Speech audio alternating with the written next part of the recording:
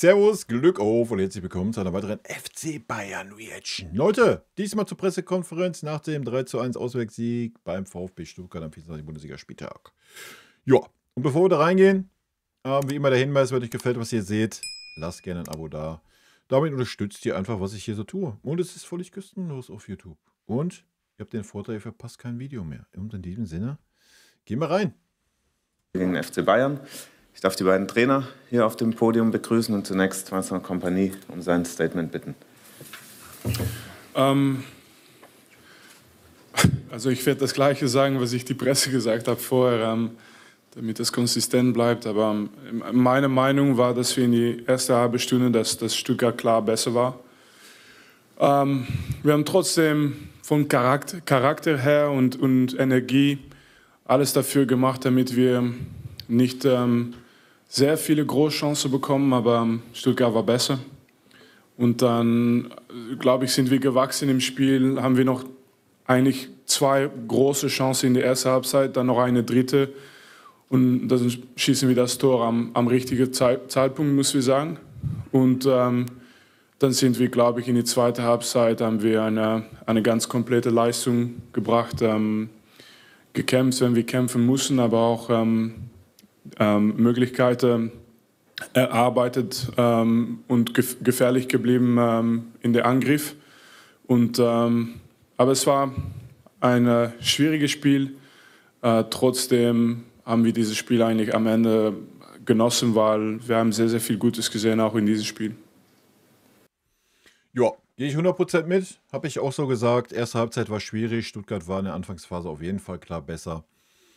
Wir hatten Riesenprobleme, uns zu finden, auch bedingt dadurch, dass Palhinha, Goretzka und ja, Conny damals Rechtsverteidiger, sorry, kann ich immer noch nicht verstehen, geht in meinen Schädel nicht rein.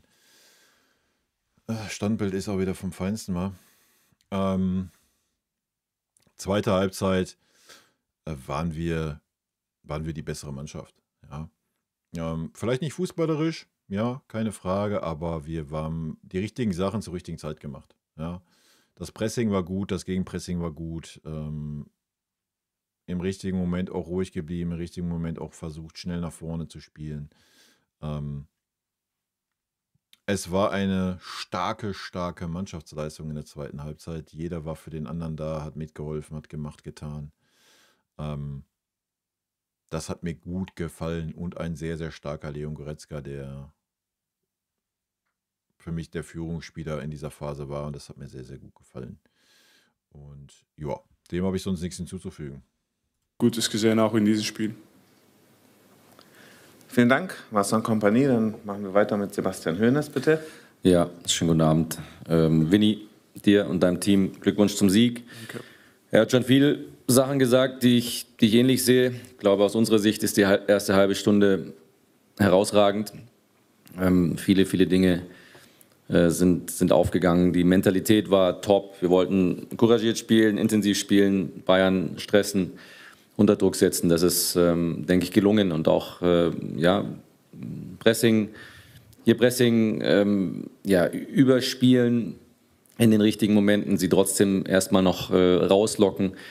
Das ist aufgegangen. Das hat gut funktioniert. Trotzdem, Winnie da auch schon angedeutet, dass da zwei Chancen waren. Eine war...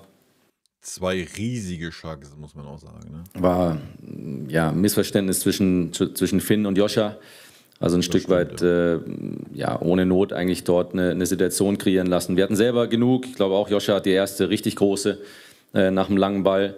Haben dann noch 2, 3 gute Situationen, einen Pfostenschuss von Dennis. Und machen dann, glaube ich, auch verdient das 1:0 durch Anje. Und dann musst du schauen, dass du, letzte Viertelstunde war offener, ohne dass ich jetzt das Gefühl hatte, dass richtig viel da lag für die Bayern. Aber dann lag halt diese eine Situation da und die war ärgerlich. Es war eigentlich gefühlt der erste Ball, der nicht dorthin ging, wo er hingehen sollte. Der ist dann direkt ziemlich weit zurückgekommen, über unsere Sechser drüber, direkt in den Fuß von Leroy Sané und dann war es sehr, sehr knapp. Aber da sind die Bayern natürlich eiskalt. Das war bitter. Das wäre natürlich für uns sehr, sehr Naja, man muss fairerweise sagen, wir müssen froh sein, dass Michael da war, ja, und nicht, dass da Leroy oder Jamal gestanden sind, weil dann wäre es vielleicht nicht so eiskalt gewesen.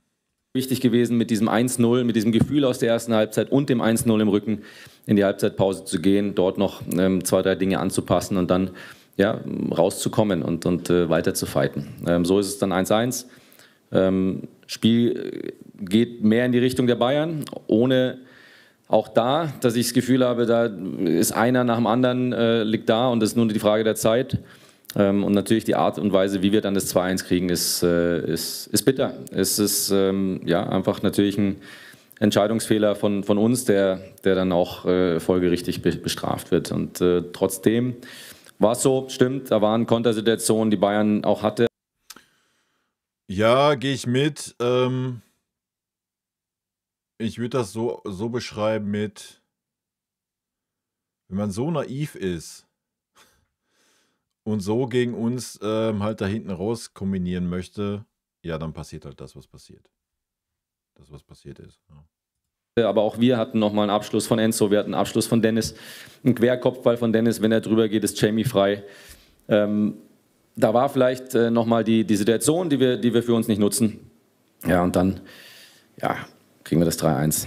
Wieder ein Geschenk. Um am Ende, und das ist dann das Fazit, um am Ende gegen Bayern was mitzunehmen, darfst du nicht die Fülle an Geschenken verteilen, wie wir es heute gemacht haben. Und trotzdem sehe ich viel Gutes meiner Mannschaft. Ich sehe auch heute wieder einen Schritt in die richtige Richtung, auch wenn wir ja, natürlich enttäuscht sind über das Ergebnis.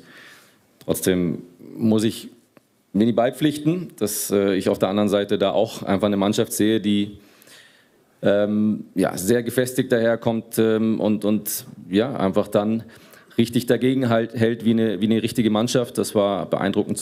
Ja, das ist auch, was ich rausstreichen möchte. Und schön, dass auch er das sagt, als gegnerischer Trainer.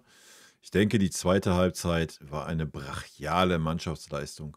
Ja, da war wirklich, jeder hat sich reingehauen, jeder war für den anderen da. Es war nicht irgendwie, dass einer stinkig war, sonst irgendwas. Es war genau das. Es wurde genau das gezeigt, was gefragt war. Ja, nämlich das Gegenpressing als gesamte Mannschaft und das Füreinander arbeiten. Ja, und auch die Lust haben, das Füreinander zu arbeiten. Und die Lust haben, diesen VfB Stuttgart auch so zu stressen, dass sie gar nicht zur Ruhe kommen und dass dann diese individuellen Fehler passieren können. Ja, das war schon schön zu sehen, weil das genau das ist, was ich in Leverkusen vermisst hatte. Ja, weil auch da waren wir limitiert, ja, von der spielerischen Fähigkeiten her. Wir haben es nicht auf den Rasen gekriegt und dann hätte ich wenigstens genau das erwartet. Ja, und das war halt nicht gegeben und deswegen war das die zweite Halbzeit gegen Stuttgart verdammt gut zu sehen, dass die Mannschaft das kann. Ja. Zu sehen. Und deswegen ja, haben sie sich den Sieg dann wahrscheinlich auch am Ende verdient. Dankeschön. Gehe ich mit. Vielen Dank, Sebastian. Dann kommen wir zu euren Fragen. Sofern es welche gibt, bitte um kurzes Handzeichen, dass wir mit dem Mikro kommen können. Heiko Hinrichsen. Ja, eine kurze Frage. Sie haben das schon gesagt, dass die Mannschaft einfach zu viele Geschenke verteilt hat. Wenn Sie irgendwie kurz erörtern können, ich weiß, es ist schwer, kurz nach Spielende, woran liegt es, dass solche Dinge passieren oder liegt es in der Natur des Spiels, wenn man gegen die Bayern spielt? Ja, es ist einfach schwer zu beantworten. Woran liegt es, dass wir in der Situation die Entscheidung treffen? Fakt ist, dass es auf jeden Fall mal 2 zu viel sind, dass du einen da drin hast, wie so ein Missverständnis wie in der ersten Halbzeit. Da sage ich noch, das kann passieren. Bei den anderen beiden, ja, die waren zu groß. Aber ich möchte erstmal mit den Spielern sprechen. Ja, das ist individuell. Wie gesagt, mein Take ist einfach, dass es der Tatsache geschuldet ist, wir haben Stuttgart in der zweiten Halbzeit keine Ruhe gelassen. Ja, erste Halbzeit haben wir sie machen lassen, ganz chillig, haben sie auch viel, viel mehr Ballbesitz gehabt, meiner Meinung nach. Und zweite Halbzeit haben wir sie eben nicht machen lassen. Auch nicht in der eigenen Hälfte bei eigenem Ballbesitz. Ja, wir waren immer da, wir waren zur Stelle, wir waren fickrig, wir waren als Mannschaft da. Ja, all das, was wir erste Halbzeit nicht waren. Wir haben sie gestresst. Ja, wir haben sie durchgehend gestresst. Werden wir besprechen. Trotzdem ist es halt so, es ist ein Fehlerspiel. Aber klar dürfen solche Fehler nicht passieren, ja. Jetzt nicht falsch verstehen, aber das nur mal als Erklärung, ja. Du kannst die Bälle auch einfach langhauen. So, gut, dann kommt der Ball auch schnell zurück, ja, ist eine andere Geschichte, aber klar dürfen am Ende des Tages solche Fehler nicht passieren. Wenn die bei uns auf der Seite passieren würden, dann wird München brennen. Ja. Und deswegen verstehe ich das schon, aber man muss auch mal die Umstände sehen. Ja. Wir haben schon unseren Teil dazu beigetragen, dass das so gekommen ist. Spiel ist so, du musst in der Kürze der Zeit Entscheidungen treffen. Heute haben wir viele gute Entscheidungen übrigens getroffen, aber natürlich auch 2, 3 ganz schlechte und die wurden dann auch bestraft. Gut, dann Heiko, bitte. Ich will es nicht in die Länge ziehen, aber eine habe ich noch zu dem Finn Jeltsch, wenn Sie da noch ein paar Sätze sagen könnten. Ich fand also Nervosität habe ich bei ihm nicht gesehen. Da hat er vor der Bayernbank da mal schön einen abgeräumt. Nicht, dass ich jetzt zu Foulspiel auffordern will, aber was sagen Sie zu ihm?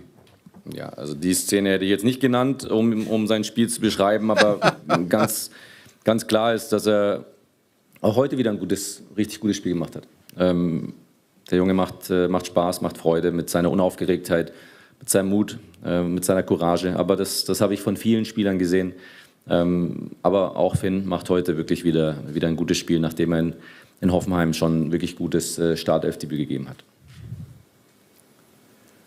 Gut, dann danken wir für den Besuch. Danke. Wünschen einen guten Nachhauseweg. Ciao. Ja gut, das war eine kurze PK, aber alles fein. Wir haben die beiden Statements gehört und alles ist gut. Und ich gehe mit bei beiden, was ich gehört habe. Und von daher machen wir es auch kurz und schmerzlos, Leute. Ich wünsche euch ein super duper Wochenende. Haut rein. Mittwoch wird spannend. Montag 18 Uhr im Stream. Wir öffnen den Blick zurück auf Stuttgart, einen Blick nach vorn gegen Leverkusen. Mal gucken, wie die spielen morgen. Und dann geht's rund am Mittwoch. Rot-weiße Grüße gehen raus. Vielen lieben Dank für euren Support hier auf dem Kanal. Haut rein. Bis dann. Tschüssi. Vielen lieben Dank für euren Support hier auf dem Kanal. Und in diesem Sinne, gute Freunde kann niemand trennen.